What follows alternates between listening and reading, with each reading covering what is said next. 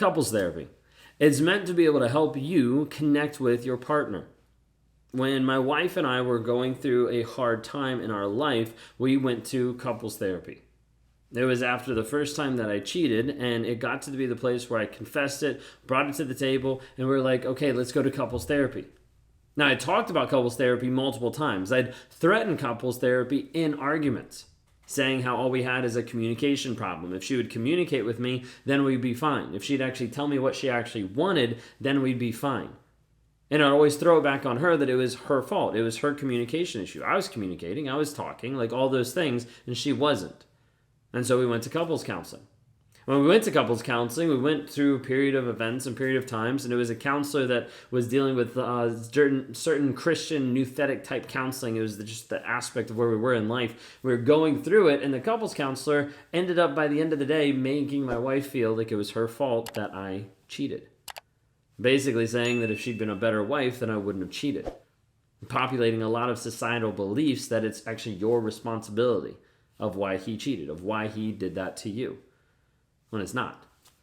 And the man that cheated on you is just a coward and an asshole and someone who's not willing to actually own up to what's actually going on, but instead decided to cop out of the relationship, then actually show up as a man. And so when we're dealing with this aspect of wanting to get help and wanting to work on the marriage, it's absolutely reasonable and understandable that you want that. Like, this is the person that you've done life with. This is the person that you've been through so much together. This is the person that you're in love with. It makes sense. Like, let's go, let's work on the marriage, let's figure this out, let's work on the relationship, let's get some counseling, let's get some therapy, let's actually work on this. But it's hard because he might have cheated on you.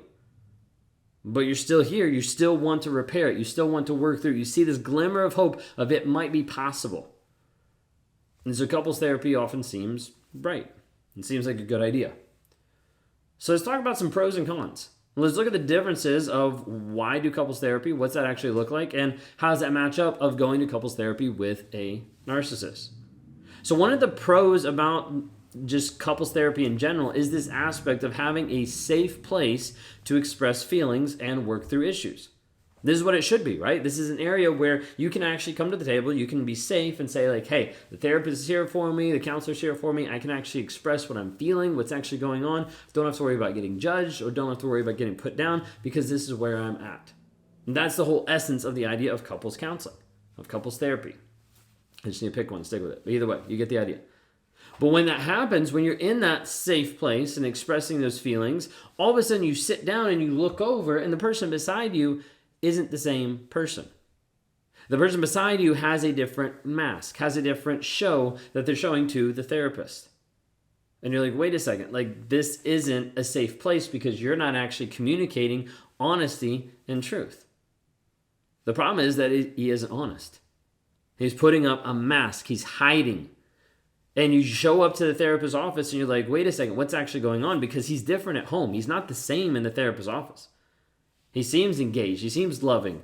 You bring up something and it's minimized and it's put down. You feel like you're the crazy one because of him not making it a big deal, of him not actually owning up to the things that are happening inside your marriage and inside your relationship. Well, another pro to the aspect of going to couples counseling is there's this aspect of when you work together, you're going to have this growth and you're going to have this change in the relationship. That's the whole point, right? You're supposed to be growing and changing and developing and working together. And so what a better way to do that than actually be in the same office with another person who's trained to be able to help couples actually do that. The hard part here is the couples that are actually in those offices that are not narcissistic couples, that are not dealing with the toxic relationship on this level, they actually want to grow, heal, change, and develop. A narcissist doesn't. That's the piece that confuses you and messes with your head. Because he says, I want to go to couples therapy. He says, let's figure this out until it gets hard, until it gets difficult, until he has to own up to the abusive actions that he's done. And then that therapist doesn't know what they're talking about. Forget this. This is stupid. Let's just go somewhere else. And nothing actually changes. What we see so many times is even though it's supposed to be a place of growth and working on the relationship, it becomes a place of manipulation, where it makes you feel crazy and confused about what's actually happening because it's minimized, it's put down, it's devalued, it's even gaslit inside the therapist's office and they don't catch it. They don't see that there's a different reality that's been putting forth by this one person. So many times therapists focus on different pieces of the relationship, but not the facts of the relationship. When I've worked with couples and I've gone through like couples coaching, different aspects of it is me just saying, hey, what was true? And the person's like, well, that was her perspective. No, I'm like, what was true? You either did this or you didn't do that. Well, like, that's what she thinks. Okay, did you do this? Like, did you put your hand here? Did you say this? Did you go to this place? Well, yes. Okay, then let's start being truthful and say this is what happened. If you're not going to be truthful, then there's no point of you being here. You're not even building anything on a foundation that could build a relationship. So one of the pros is you've got, in couples counseling, is you've got a trained therapist that can actually help you navigate. Now, you have a person that is built on helping people emotionally connect and work through issues in marriages and relationships to get better.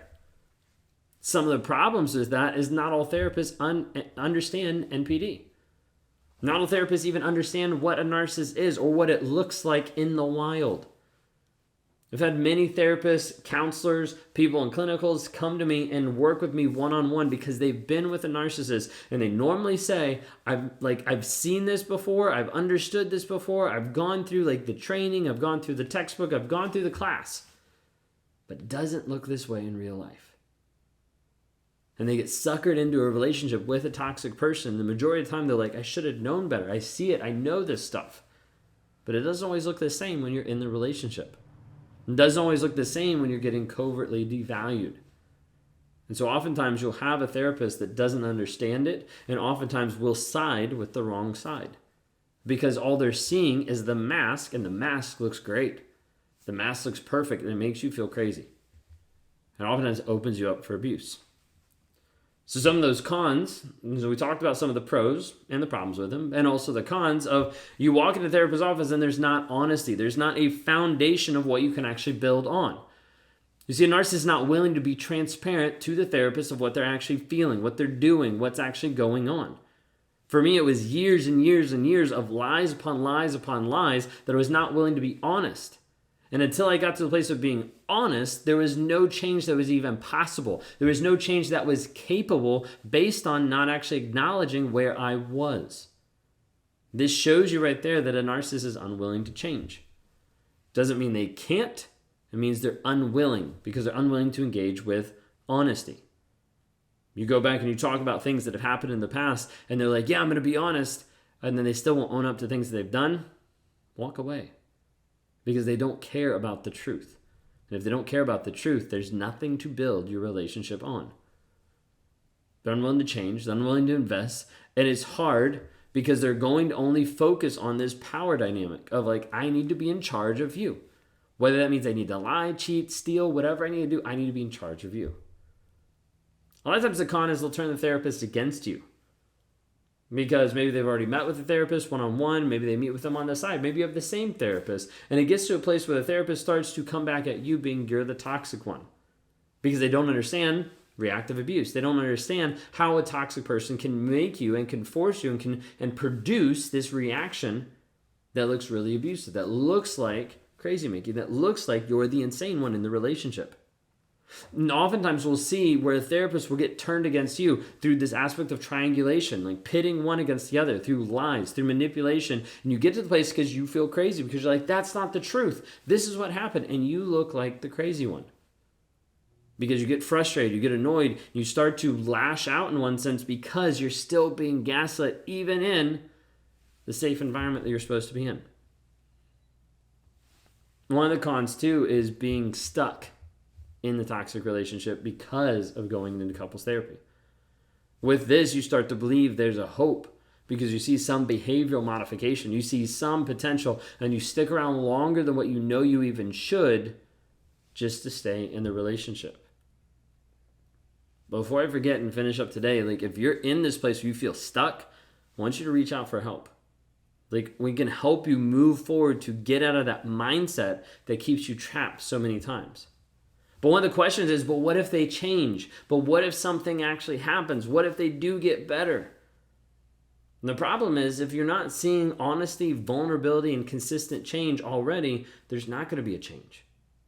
There's not going to be this moment where they magically figure it out. They'll tell you that. or they magically get healed. They'll try to explain that. Or they magically find God and all of a sudden everything's transformed like instantly. They'll try to convince you of that. But what you can count on is just sitting back and watching for changed behavior over a long period of time, and typically you'll see it disintegrate and fail, and not actually be the person that they said that they were going to be. So, should I go to couples therapy with a narcissist? No, I don't think you should. I'll stand on that for a long period of time, even based on my own story of multiple couples therapists that were manipulated, were shown a different way, and were also very toxic to our relationship. And some of those were Christian therapists that didn't help a thing. What you should do is you could focus on your growth, your healing, your change, your development, and the narcissist should focus on his.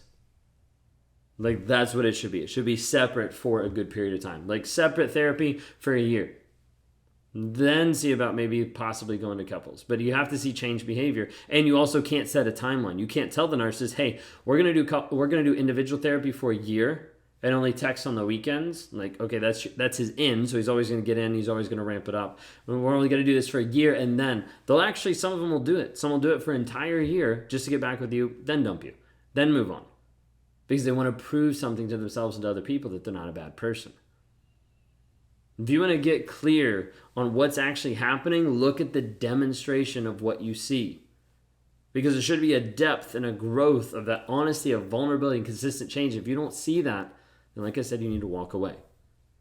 If you're feeling stuck, I want to provide the tools to help you escape. Go to escapetoxicity.com today to be able to see how we're trying to help people break free on a daily basis. We have people going through these programs and starting to see the light at the end of the tunnel, saying, hey, I can actually grow, heal, change, and develop and get out of this. From a physical aspect, from a mental aspect, from an emotional aspect, you can actually get free. It's going to take work. It's not going to be easy. Don't expect it to be easy.